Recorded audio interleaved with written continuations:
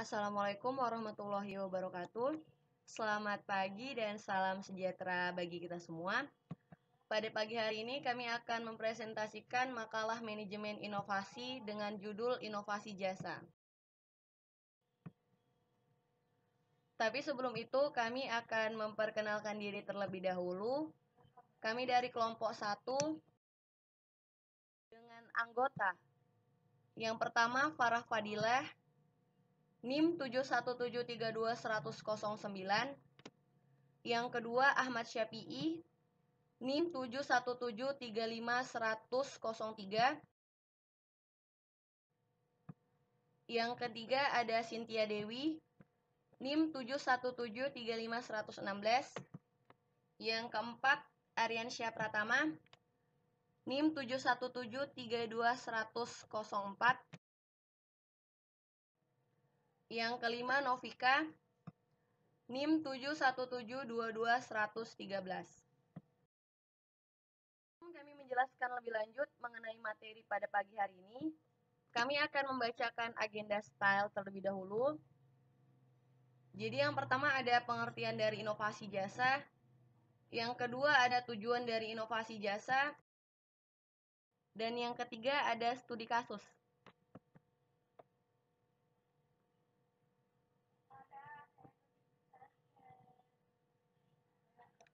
Inovasi jasa itu apa sih?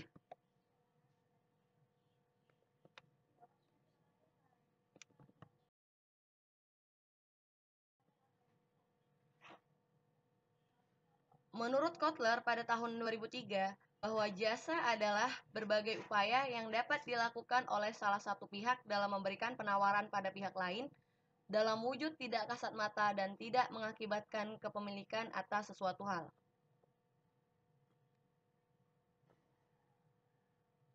Jadi, inovasi jasa berarti suatu penemuan baru yang berbeda dari yang sudah ada sebelumnya di bidang jasa.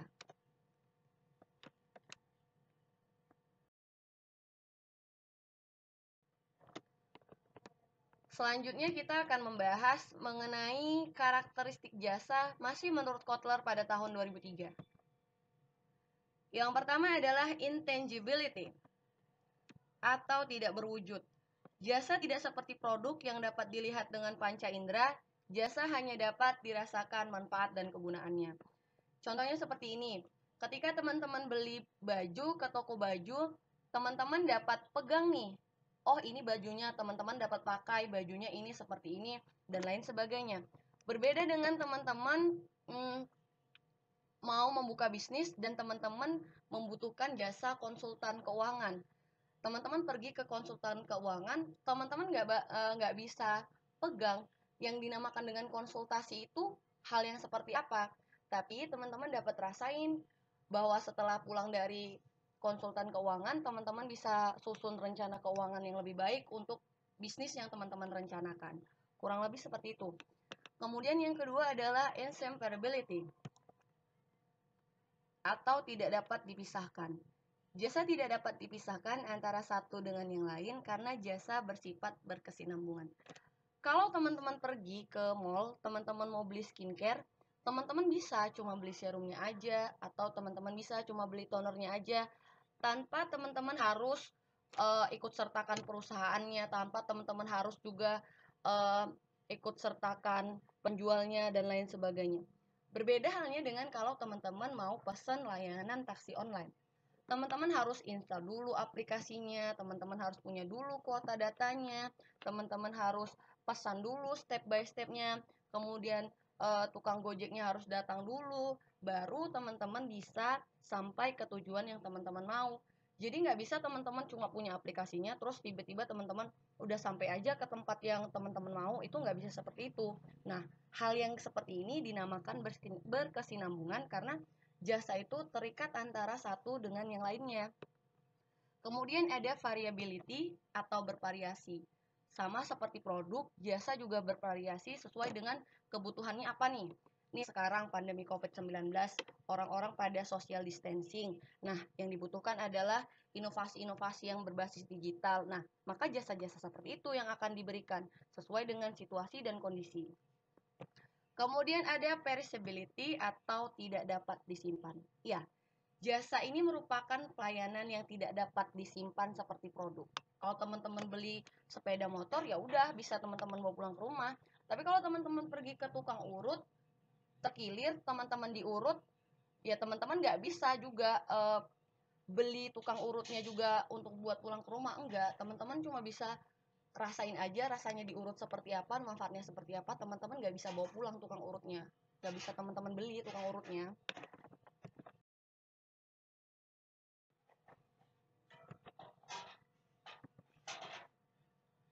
Kemudian yang selanjutnya ada aspek inovasi jasa.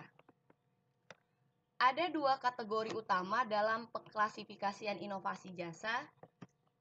Yang pertama adalah radical innovation atau produk jasa yang belum tersedia pada waktu yang lalu. Jadi benar-benar fresh, belum pernah ada sebelumnya. Nah, yang termasuk ke dalam kategori radical innovation itu yang pertama ada major innovation atau inovasi jasa yang benar-benar baru di pasar, seperti yang sudah saya jelaskan tadi. Kemudian ada startup bisnis, merupakan jasa baru di pasar yang sudah dilayani sebelumnya. Misalnya seperti ini, dulu-dulunya juga transportasi kendaraan umum itu sudah ada, tetapi sekarang ini ditambahkan lagi dengan menggunakan Gojek untuk mempermudah seperti itu. Jadi sudah pernah ada sebelumnya, tetapi diperbaharui lagi supaya lebih memberikan kemudahan dan kenyamanan. Kemudian ada new service for the market presently, produk baru yang ditawarkan kepada konsumen yang sudah ada. Maksudnya seperti ini, udah ada nih aplikasi perusahaan Gojek nih, udah ada. Terus ada perusahaan baru lagi namanya Grab gitu kan. Ya dia sama-sama fungsinya untuk transportasi, tapi beda perusahaannya. Kurang lebih seperti itu. Kemudian yang kedua ada incremental innovation, adalah perubahan-perubahan terhadap produk atau jasa yang telah ada. Nah, incremental innovation ini terbagi menjadi 3 bagian. Yang pertama ada service line extension, merupakan peningkatan-peningkatan atau perluasan pada lini jasa yang telah ada. Nah, ini seperti membuka cabang baru, kurang lebih seperti itu. Kemudian ada service improvement, adalah perubahan-perubahan pada fitur jasa yang ditawarkan. Misalnya nih dulu kalau misalnya Grab cuma bisa antar jemput orang aja. Sekarang udah bisa pesan makanan, udah bisa GoBox, udah bisa yang lain sebagainya. Seperti itu. Kemudian yang selanjutnya ada style change, adalah perubahan-perubahan sederhana yang memberikan dampak pada persepsi, emosi, dan sikap pelanggan. Nah, berbeda dengan service improvement tadi, dia adalah menambahkan fitur-fitur jasa yang ditawarkan, jadi jasanya itu ditambah, pelayanannya itu ditambah. Sedangkan style change ini adalah hanya mengubah tampilannya saja. Tampilan seperti apa? Contohnya seperti ini. Misalnya Grab tadi, misalnya Grab kan, mereka nambahkan fitur GoFood dan lain sebagainya, itu termasuk kepada service improvement. Tapi kalau style change itu mungkin perusahaan Grab kedepannya akan mengubah warnanya atau mengubah jaket dari Gojek-Gojek yang berkeliaran di mana-mana, seperti itu kurang lebih.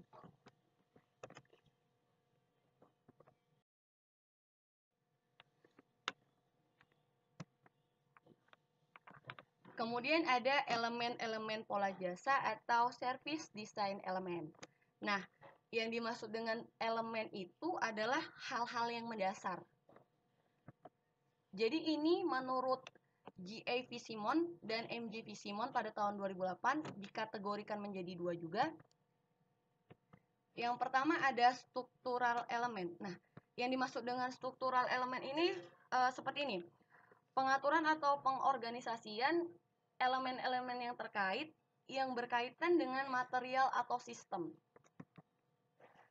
Jadi struktural elemen ini meliputi sistem penyampaian atau delivery system, pola fasilitas, lokasi, perencanaan kapasitas. Kemudian yang kedua ada managerial element. Managerial element ini yang berkaitan dengan proses manajernya. Ini meliputi informasi, kemudian kualitas mutu, kemudian ada juga pengelolaan kapasitas dan permintaan.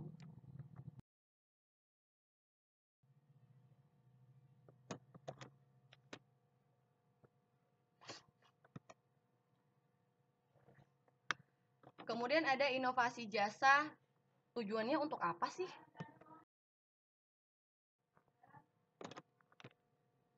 Inovasi jasa itu sebenarnya memiliki banyak tujuan, tetapi yang pertama itu ada menghemat waktu. Ya, inovasi jasa itu membuat seakan-akan kita mudah untuk segalanya itu mudah untuk kita kendalikan. Jadi, inovasi jasa itu membantu agar manusia menggunakan waktu lebih efektif. Misalnya, jasa yang ditawarkan oleh perusahaan taksi online dapat membantu memesan kendaraan dengan lebih efektif karena bisa dilakukan di mana saja. Kemudian yang kedua adalah memberikan kemudahan. Ya, itu tadi. Misalnya pada era pandemi COVID-19 ini, kita harus melakukan social distancing. Nah, jadi salah satu jasa yang diperlukan adalah jasa belajar online. Sebelumnya mungkin tidak terpikirkan oleh kita bahwa jasa belajar online ini akan sangat bermanfaat. Tetapi di era pandemi ini menyadarkan kita bahwa segala aktivitas bisa dilakukan tanpa harus bertatap muka.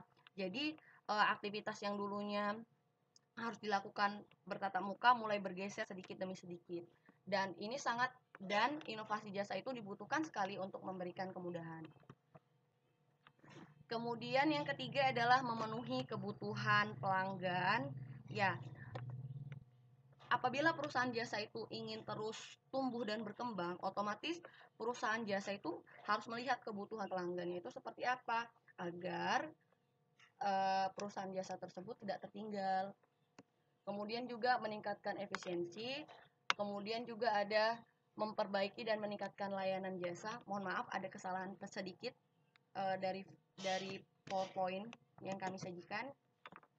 Yang ketiga ada menciptakan kenyamanan. Kalau udah waktunya hemat, kemudian udah memberikan kemudahan, udah memenuhi kebutuhan pelanggan, meningkatkan efisiensi juga, itu pasti semuanya akan kembali lagi menciptakan kenyamanan.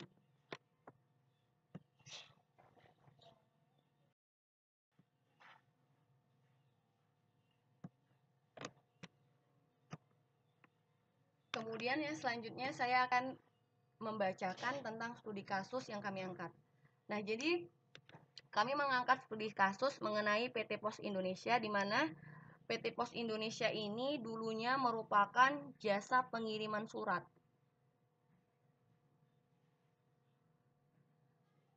Jadi PT Pos Indonesia merupakan salah satu badan usaha milik negara yang memiliki 4.800 kantor pos dengan jumlah titik layanan mencapai 58.700 titik dalam bentuk kantor pos, agen pos, mobile portal service, serta memiliki 11 kantor regional. Nah, jadi PT Pos Indonesia ini menyebut bisnis pengiriman surat menyurat bakal melempem.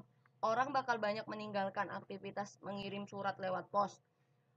Kerjasama strategis dan hubungan kelembagaan PT Pos, Pumpung Purnama mengatakan meskipun ada surat yang dikirimkan oleh PT Pos, tetapi itu hanya surat penagihan kartu kredit.